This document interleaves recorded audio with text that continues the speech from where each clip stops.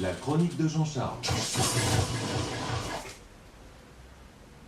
10h dépassées de 52 minutes sur le 100.4 de votre radio FDL. C'est le moment tant attendu tous les 15 jours de la chronique qui fait rire, qui fait parfois grincer des dents et des fois d'autres choses que je ne peux pas dire à l'antenne. Mais c'est tout de suite, c'est maintenant et c'est avec évidemment Jean-Charles Cougny. Jean-Charles, bonjour. Bonjour Manu. Ça va bien? Et toi? Bah écoute, la Vessamdoula. Voilà. Bon, eh ben voilà, on va attaquer. Hein. Alors donc, certains l'attendaient comme le Messie ou le Neymar, d'autres la haïssaient déjà, l'accusant de tous nos maux futurs. Les seconds ont gagné, c'est officiel, les Allemands ne construiront pas de tour au Haut-Follin pour permettre d'admirer le magnifique panorama à 360 degrés sur le Morvan, depuis son sommet le plus élevé. Quelle heureuse nouvelle!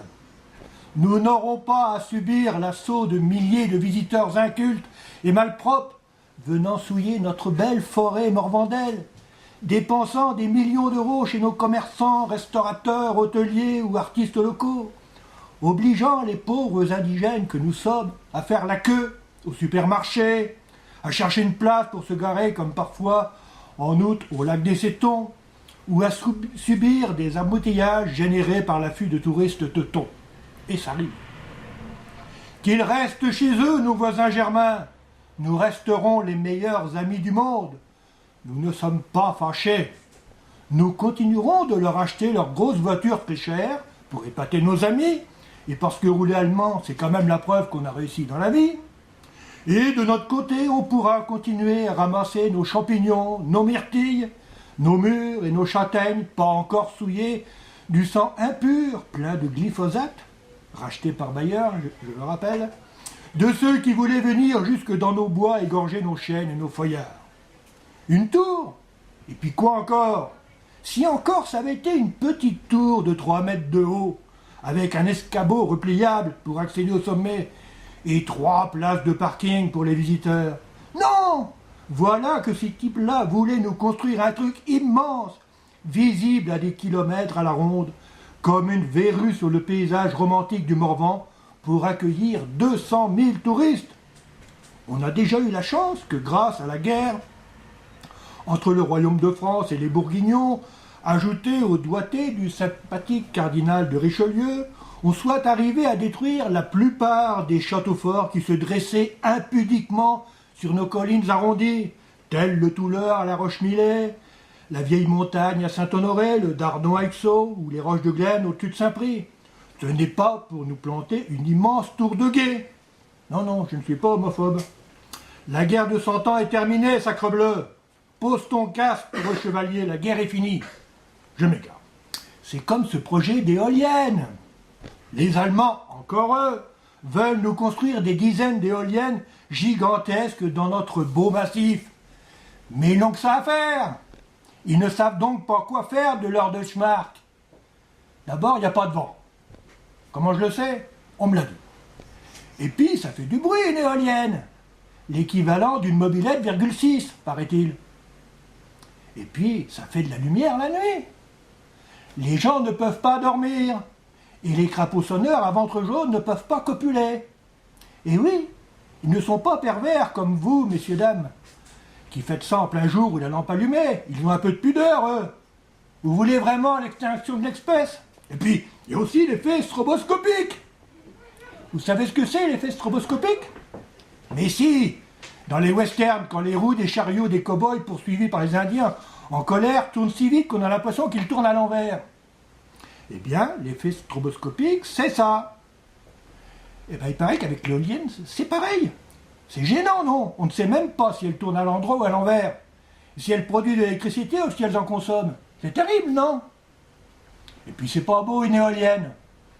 Si encore elles étaient vertes ou roses à pois rouges, ça s'intégrerait au paysage, ça ferait des corps de Noël. En plus, c'est immense. Pourquoi faire des machines gigantesques? C'est vrai. Moi, j'ai un voisin, il a 3 nains de jardin dans sa pelouse avec un petit moulin dont les ailes tournent au gré du vent. Je suis sûr que si on branchait une dynamo, il éclairerait la moitié du quartier. Voilà la solution. Et puis, Faut dire la vérité. A-t-on vraiment besoin d'électricité dans le Morvan? Il n'y a plus d'industrie. Juste quelques artisans, 2-3 commerces, à part des paysans sur des fermes de 300 hectares et plus qui élèvent des vaches. Et pour eux, c'est facile. Ça ne doit pas être bien compliqué d'inventer un système pour récupérer le méthane que rotent et pètent les bovins pour produire de l'électricité. Et le tour est joué. Ah, je sais ce que vous allez me dire.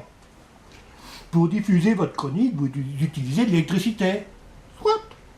Eh bien, je propose qu'on installe sous mon bureau un pédalier comme ceux des machines à coudre de nos grands-mères, relié à une dynamo, et en même temps que je débiterai mes insanités bi-hebdomadaires, je produirai l'énergie nécessaire à leur diffusion.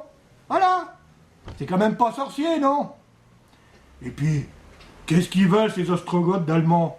Ils veulent qu'on ferme nos belles centrales nucléaires qui font la fierté de la France, depuis que le général de Gaulle a décidé de leur construction.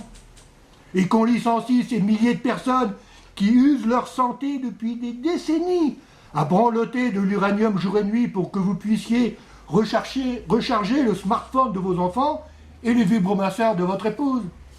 Ah, heureusement, à l'USI, the place to be, on a des gens courageux qui se sont levés comme un seul homme, sous la conduite totalement désintéressée de quelques descendants des plus grandes familles qui ont donné toute la noblesse à notre belle France, tels les courageux Vendéens jadis, et qui n'ont pas hésité un instant à prendre le maquis, Don Quichotte moderne contre ces lugubres nouveaux moulins à vent, pour combattre ce funeste projet mortifère, en faisant don de leur temps et rempart de leur corps, pour que notre désert reste à jamais vert.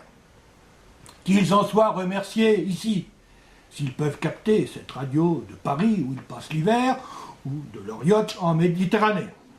Grâce à eux, la tour est tombée, les éoliennes ne tiennent plus qu'à un fil. Les générations futures les regardent, les admirent, et ne manqueront pas de donner aux rues de nos villages futurs les noms à rallonge de ces combattants de l'ombre. Eh oh, y a personne? Je suis tout seul? Le désert vert, c'est super. Plus délice? Quel délice!